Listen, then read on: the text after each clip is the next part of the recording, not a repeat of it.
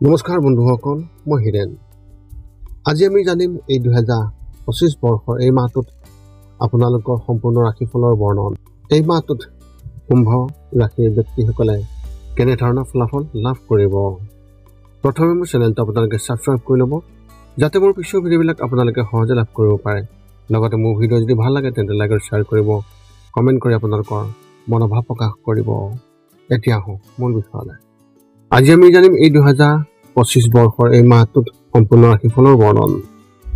আমাৰ সকলোৰে মনত এটা কৌতূহল আছে যে আগন্তুক মাহটো আমাৰ বাবে কেনেকুৱা হ'ব।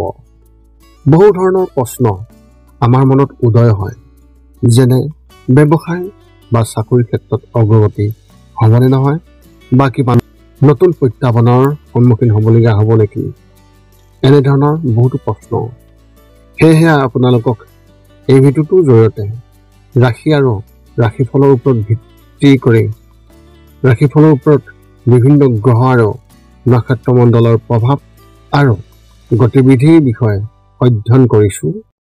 এই কথা মনত ৰাখি আমি আপোনালোকক এই 2025 বৰ্ষৰ এই মাহটোত ৰাশিফলৰ মতে সঠিক মূল্যায়ন কৰিছোঁ, যাতে আপোনালোকে সেই অনুসৰি প্ৰস্তুতি চলাব পাৰে। আপোনালোকে এই ভিডিঅ'ত আপোনালোকৰ পৰিয়াল, আৰ্থিক, কেৰিয়াৰ, শিক্ষা, প্ৰেম আৰু স্বাস্থ্যৰ লগতে আৰু বিভিন্ন তথ্য আপোনালোকে এই ভিডিঅ'ত লাভ কৰিব।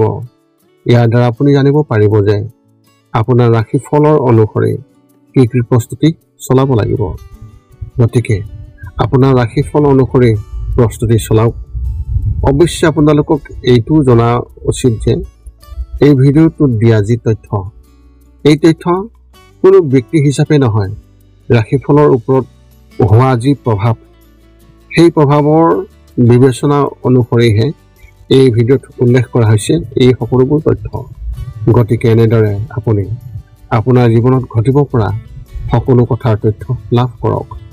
গতিকে কোনো পলম নকৰাকৈ এতিয়া আমি এই 2025 বৰ্ষৰ এই মাহটোত যি ৰাশিফলৰ বৰ্ণন, সেই ৰাশিফলৰ বৰ্ণন আপোনালোকক আগবঢ়াবলৈ আগবাঢ়িছোঁ।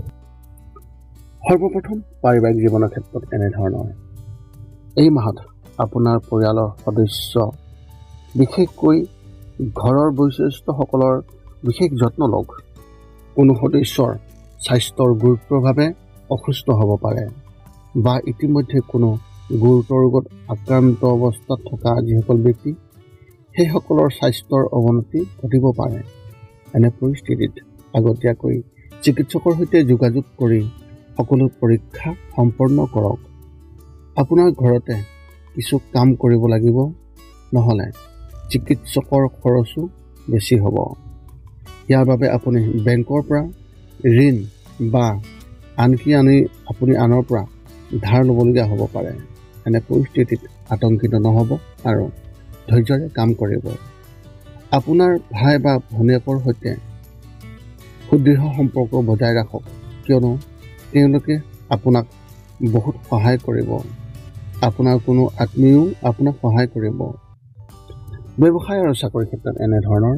ব্যৱসায়িক সম্পৰ্কীয় ভ্ৰমণলৈ যাবলগীয়া হ'ব আৰু কিছুমান নতুন প্ৰজেক্ট আৰম্ভ কৰাৰ কথাও আপুনি ভাবিব পাৰে। দোকানত কিছু নতুন কাম কৰিব লাগিব, কিন্তু ভৱিষ্যতৰ দৃষ্টিকোণৰ পৰা ই অতি শুভ ফল দিব। যদি আপুনি ৰাজনীতিৰ ক্ষেত্ৰত কাম কৰে, তেন্তে এই মাহত আপোনাৰ বিৰোধীৰ পৰা আঁতৰি থাকক, কাৰণ তেওঁলোকে আপোনাৰ ভুলবোৰ ধৰি ডাঙৰ কৰিবলৈ চেষ্টা কৰিব পাৰে। যদি আপুনি ব্যক্তিগত খণ্ডত কাম কৰে আৰু কেইমাহমানৰ পৰা কোনো প্ৰজেক্টত কাম কৰি আছে, তেন্তে এই মাহত আপুনি তাত বিফলতাৰ সন্মুখীন হ'বলগীয়া হ'ব। আপোনাৰ ছিনিয়ৰজনে বা আপোনাৰ বছজনেও আপোনাক লৈ আশংকা কৰিব আৰু আপোনাৰ কামত সুখী নহ'ব। যদিও সহকৰ্মীসকলৰ পৰা সমৰ্থন পাব, তথাপি ই যথেষ্ট নহ'ব। কামৰ সন্দৰ্ভত সন্দেহৰ সৃষ্টি হ'ব। শিক্ষা আৰু কেৰিয়াৰ ক্ষেত্ৰত এনেধৰণৰ। কলেজত অধ্যয়ন কৰা ছাত্ৰ ছাত্ৰীসকলে এই মাহটো শুভ হ'ব যদিও কোনো কামত আবদ্ধ হৈ পৰিব পাৰে। এনে পৰিস্থিতিত আপুনি আপোনাৰ ছিনিয়ৰসকলৰ পৰা সমৰ্থন পাব, কিন্তু তেওঁলোকৰ আপোনাৰ পৰাও কিছু আশা থাকিব। বিদ্যালয়ৰ ছাত্ৰ ছাত্ৰীসকলে নিজৰ কামত যথেষ্ট সন্তুষ্ট যেন লাগিব আৰু কোনো ডাঙৰ সমস্যা নহ'ব। পৰীক্ষাক লৈ উদ্বিগ্নতা থাকিব পাৰে আৰু বেছিভাগ সময় পঢ়া শুনাতেই কটাব।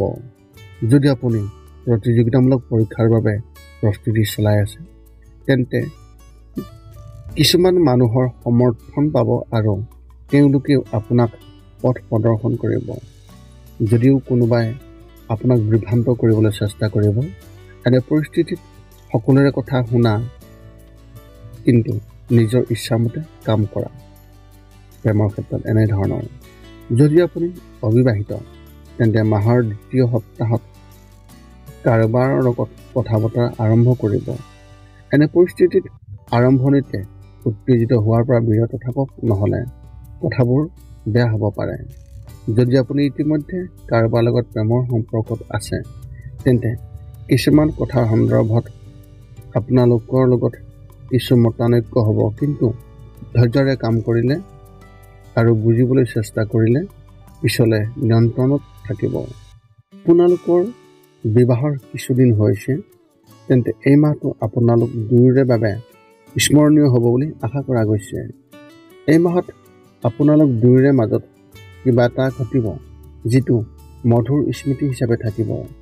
যদি আপুনি বিবাহৰ প্ৰস্তাৱ বিচাৰি আছে তেন্তে কোনোবাই প্ৰস্তাৱ দিব, কিন্তু কিবা এটা কাৰণত বিষয়টো আগবাঢ়িব নোৱাৰিব। স্বাস্থ্যৰ ক্ষেত্ৰত এনেধৰণৰ। আপুনি শাৰীৰিকভাৱে সম্পূৰ্ণ সুস্থ হৈ থাকিব আৰু কোনো ধৰণৰ সমস্যা নহ'ব। যদি কিছুদিনৰ পৰা কোনো ৰোগত ভুগি আছে তেন্তে চেকআপ কৰাওক। অসুস্থতাৰ পৰা সকাহ পাব, কিন্তু পৰিয়ালৰ সদস্যৰ স্বাস্থ্যৰ বিশেষ যত্ন লওক। শ্বাস প্ৰশ্বাসজনিত ৰোগীসকলে নিজৰ বিশেষ যত্ন ল'ব লাগিব। কিছুমান মানসিক সমস্যা থাকিব, নিশ্চয়কৈ পাৰে। মাহৰ তৃতীয় সপ্তাহত আপোনাৰ মনটো কিবা এটা কথাত অস্থিৰ হৈ পৰিব আৰু আপুনি অশান্তিৰ সন্মুখীন হ'ব। বমিৰ সমস্যা হ'ব পাৰে। মাইগ্ৰেইন ৰোগীসকলে একো চিন্তা কৰিব নালাগে, অন্যথা সমস্যা বৃদ্ধি হ'ব আৰু বিষ সোনকালে নাইকিয়া নহ'ব, অৰ্থাৎ আপুনি সোনকালে আৰোগ্য নাপাব। আপোনাৰ এই মাহত শুভ সংখ্যা হিচাপে 6 আৰু শুভ ৰং হিচাপে আপুনি এই মাহত সেউজীয়া ৰং ব্যৱহাৰ কৰিব পাৰে। কুম্ভ ৰাশি ব্যক্তিসকলৰ বাবে এক বিশেষ তথ্য। যদি আপুনি যোগ বা প্ৰণায়াম নকৰে তেন্তে এতিয়াৰ পৰা ইয়াক অভ্যাস কৰি লওক। এনে কৰিলে কোনো ধৰণৰ শাৰীৰিক বা মানসিক সমস্যাৰ সৃষ্টি নহ'ব। গতিকে ৰাতিপুৱা কমেও আধা ঘণ্টাৰ যোগাসন বা প্ৰণায়াম কৰক। এতিয়া আপুনি সকলো তথ্য লাভ কৰাৰ পিছত এই 5টা কাম কৰিবলৈ আপুনি যিমান পাৰে চেষ্টা কৰক। সৰ্বপ্ৰথমটো হৈছে আপুনি আপোনাৰ শৰীৰটো সুস্থ কৰি ৰাখিবলৈ দৈনিক যোগাসন কৰক, য'ত মূলতঃ 10 মিনিটৰ বাবে ওমকাৰ মন্ত্ৰ, 10 মিনিটৰ বাবে কপালভাতি আৰু 10 মিনিটৰ বাবে অনুলোম বিলোম। ইয়াৰ লগে লগে আপোনাৰ শাৰীৰিক আৰু মানসিক স্বাস্থ্য একেবাৰে নিখুঁত হৈ থাকিব। 2 নম্বৰটো হৈছে ৰাতি শোৱাৰ আগতে নিস্তব্ধ আৰু নিৰ্জন ঠাইত 10 পৰা 20 মিনিট ধ্যান কৰিব লাগে। ইয়াৰ দ্বাৰা 2টা উপকাৰ পোৱা যায়। এটা হ'ল আপুনি ভাল টোপনি পাব আৰু দ্বিতীয়টো হৈছে পিছদিনা আপুনি সতেজ অনুভৱ কৰিব। ধ্যান কৰি থাকোঁতে মধ্যমীয়া শব্দৰ শান্ত সংগীতো আপুনি শুনিব পাৰে। 3 নম্বৰটো হৈছে প্ৰতি মংগলবাৰে পুৱা নিশ্চয় হনুমান চালিচা পাঠ কৰক আৰু হনুমান মন্দিৰ দৰ্শন কৰক, নতুবা আপুনি বিষ্ণু মন্দিৰ দৰ্শন কৰক। ইয়াৰ দ্বাৰা আপোনাৰ আৰু আপোনাৰ পৰিয়ালৰ যিকোনো সদস্যৰ সংকট দূৰ হ'ব আৰু সদায় সুখ আৰু শান্তি থাকিব। 4 নম্বৰটো হৈছে ঘৰৰ বাহিৰত গৰু আৰু কুকুৰক প্ৰতিদিনে আপুনি পাৰিলে খাদ্য খুৱাব লাগে। খাদ্য খোৱাওক আৰু যদি পাৰে চৰাই চিৰিকটি আদিকো খাদ্য আৰু পানীৰ যোগান ধৰক। এই পৃথিৱীখন যিমান আমাৰ সিমানেই সিহঁতৰো।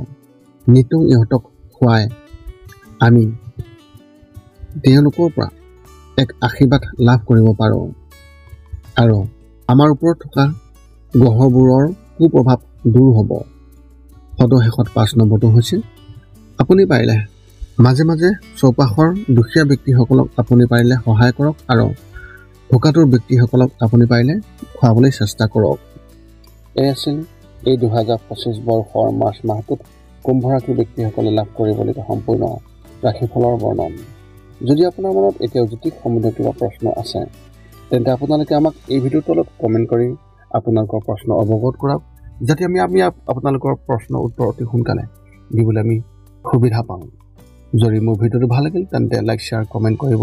চেনেলটোৰ লগত সংযোগ ৰাখিবলৈ আপুনি চেনেলটো ছাবস্ক্ৰাইব কৰি থ'ব, যাতে আমি পুনৰ লগ পাম এই চেনেলৰ জৰিয়তে অন্য এটা ভিডিঅ'ত। পুনৰ লগ পাম অন্য এটা ভিডিঅ'ত। আজিলৈ ধন্যবাদ।